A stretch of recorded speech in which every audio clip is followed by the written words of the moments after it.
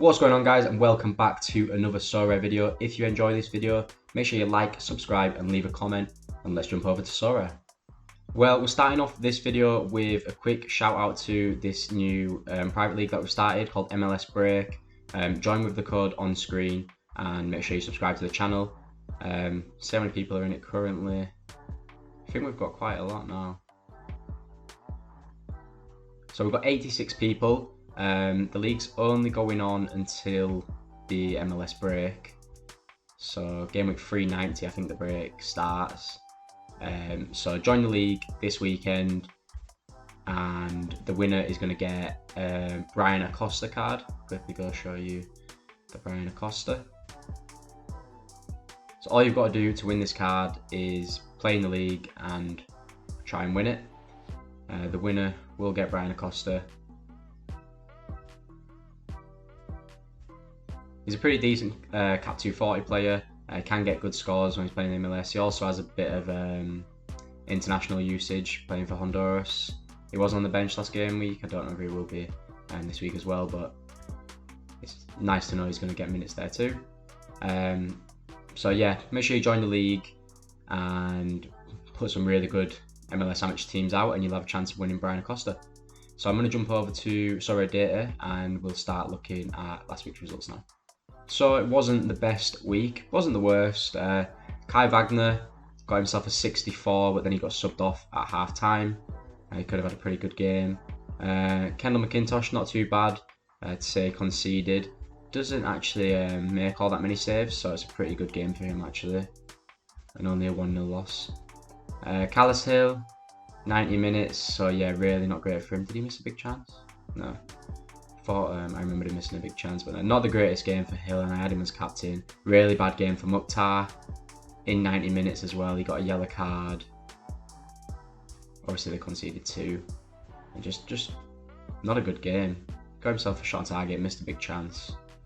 Carlos Vela just doing what he normally does, getting himself a goal. He's getting a lot of decisives at the minute, so it's pretty good for us. Cap 240 was really bad. Atlanta conceded 4 to New York. Guzan dropping a 40. Wildcon, that's been downscored. He did have 48. Yellow card. Oh, he lost his. I'm sure he definitely had a double-double, so he must have lost that.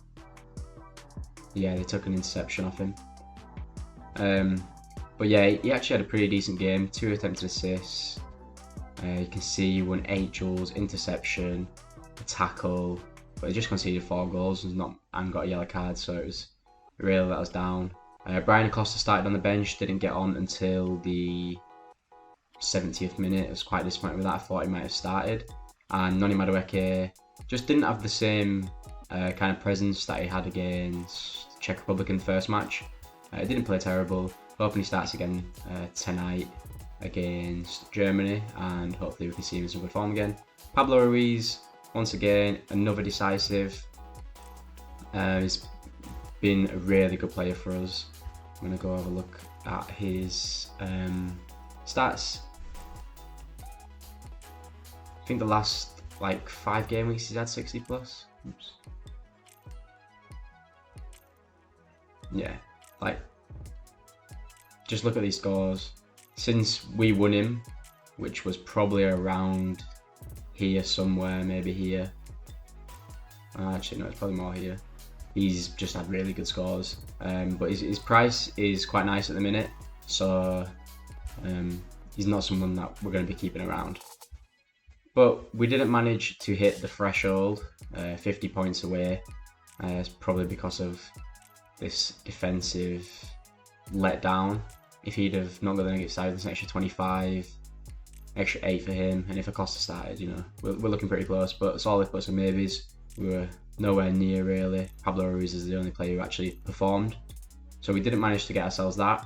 But I am going to jump over to Sorare and show you guys some changes that I've made with the gallery since last video. So the oldest player in the gallery is still Noni Madueke. We got Brad Guzan. Both these players have gone up in price since we bought them. Gutman's gone up nicely as well. Jada O'Brien's a bit down. I'm looking to probably try and move him on soon. But But obviously we bought Josip Perez quite a while ago, same as Awaziem and Krovinovic. We've had these guys quite a while now. Bryan Acosta was brought in, well, a week ago, and we managed to win a Jan Malaka and a Lovre Kalinic on auction. So we've got a nice little collection boost on those guys. And as you can see, the Hadjic split stat is coming along really nice. And we'll take a look at that in the collections in a second. But I've also brought in Arta, Franco Escobar and Fabian Herbers. I just think the next 3 fixtures are pretty good for these two, and I didn't want to stop playing MLS just yet because we had a little bit of ETH after winning a tier 3 last week. So I used it to buy a couple of Hadjic split players and also help build out my MLS team. And I also brought in Fabian Herbers because one of the game weeks, Jadon O'Brien doesn't have a match and we needed a forward. So I brought in Fabian Herbers. He's just a pretty average scorer, decent L15 for Cap 240. Another pickup though, who's going to be for, I think he's the first. Yeah, he is. He's the first player that I've picked up for Cap 240 next season. We'll have a quick look at him and why I picked him up.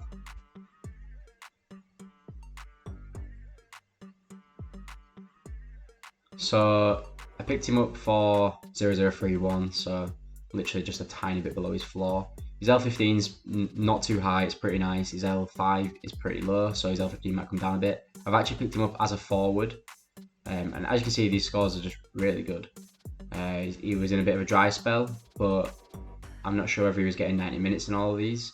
But I think next season he's going to start even more, and if he can find this sort of decisive form again, it's going to be pretty good. And as a forward, he can still get himself 12, 15, 20 and 15 AA there because he's playing as like a winger, but quite a low winger. So he's really good for AA, and as a forward, as you can see, the scores are just as good, if not maybe even a little bit better. And they're a really strong team. So if he does get the minutes, I'm backing him to keep getting decisives like this, and just even 56s, 49s, it's not too bad for Cat 240. So he's a card that I'm really happy that I managed to pick up. You might have noticed that Pablo Ruiz has gone. I managed to sell him off. If we take a look at what I actually sold him for, it's a pretty good price, and I just thought I need to take this 0.0092. That's just a lot. He's already down from that now. Quagnon's also gone. I tried to list Noni Madueke just to see if anyone will buy it, but I think we're going to wait, see how he does tonight. England are progressing anyway, so hopefully his price can go up a little bit. But Pablo Ruiz has left. He's been so good for us since we won him as a reward. He managed to get really good scores recently, won us a few thresholds, and I think he won us 1 or 2 card rewards in semi-pro as well. So he's been a really good servant to the club in that sense. I think that's just about it. We've been through that. We'll just go and build the lineups for the weekend now. So I have actually already built some sort of lineup, as you can see, but we no longer own Pablo Ruiz. Acosta's not going to start, and we have picked up a few new players from the MLS. Like you just saw, so that means Arta can go in here. It's not a fixture that's easy. They're away at Seattle Sounders, and Houston don't seem to be that great when they're away from home, but I trust he's going to do better than Acosta will while he's on international duty. So last spot, we've got the choice of Acosta, Herbers, Escobar or Madueke. See, I would like to play Noni Madueke. I think he's a really good player, and he can probably exploit this Portugal team quite a bit. So like in an ideal world, I would play him there, but I don't think I'm still going to own him at this point. I don't really like the fixture for Fabian Herbers, especially away from home against Orlando. I'd prefer to play him when he's at home in a comfortable fixture, because he's not the kind of player that scores great. He's just good enough for us to just tick along in Cap 240 really, and he's just going to cover Jadon O'Brien when needed. So I think for now Franco Escobar is going to go in. If we still own Noni Madueke, I will play him instead. But this is a team that I think can hit the threshold this weekend. I need these guys not to concede 3 goals. I don't think it's a terrible matchup. I know Philly are a pretty good team, but Atlanta at home, I don't ever expect an Atlanta clean sheet at this point. They just don't seem to be great defensively. But maybe a Gutman DA, and as long as Guzan doesn't concede 3, we could be looking at something good.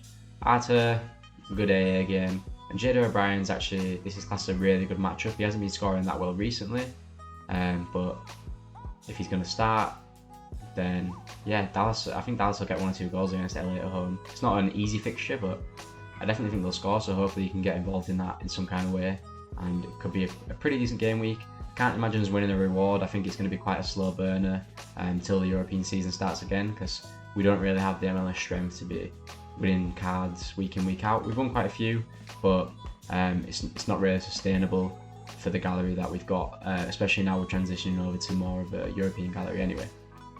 But when the European season starts, I think we'll be winning a lot more card and threshold rewards. So I think that's it anyway, guys. So thanks for watching. If you enjoyed, remember, like, subscribe, comment. Don't forget to join the private league for a chance of winning this Bryan Acosta card in, I think it's just in like 4 or 5 game weeks, so it's not too long for you to have to focus on your lineups for a chance of winning a decent little scorer. So make sure you join that, and I'll see you all next time.